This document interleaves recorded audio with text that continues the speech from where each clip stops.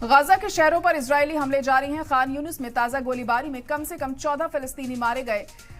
खबरों के मुताबिक मरने वालों में 9 बच्चे शामिल हैं। पनाहगुज़ीन कैंपों में रहने वाले गाजा के लोगों का कहना है कि इजरायली जेट तैयारों और टैंकों ने मिडिल गाजा में 3 पनाहगुज़ीन कैंपों पर बमबारी की, जिससे कई लोग साउथ की तरफ जाने को मजबूर हो रहे हैं। और इसी बीच इजरायली फौज ने खान यूनिस में सुरंगों की तस्वीरें जारी की हैं। तो हमले यहां लगातार जारी हैं और खान यूनिस में भी लगातार हमले हो रहे हैं। गाजा के शहरों पर इजरायली हमले लगातार दिखाई दे रहे हैं। खान यूनिस में ताज़ा गोलीबारी में कम से कम 14 फिलिस्तीनियों के मारे जाने की खबर है।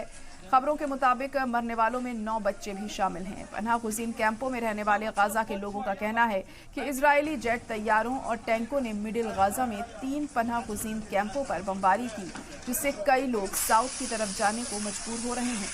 इस बीच इजरायली फौज ने खान यूनिस में सुरंगों की तस्वीरें भी जारी की हैं। तो हमले यहाँ लगातार हो रहे हैं और लोगों की जानें भी जा रही हैं।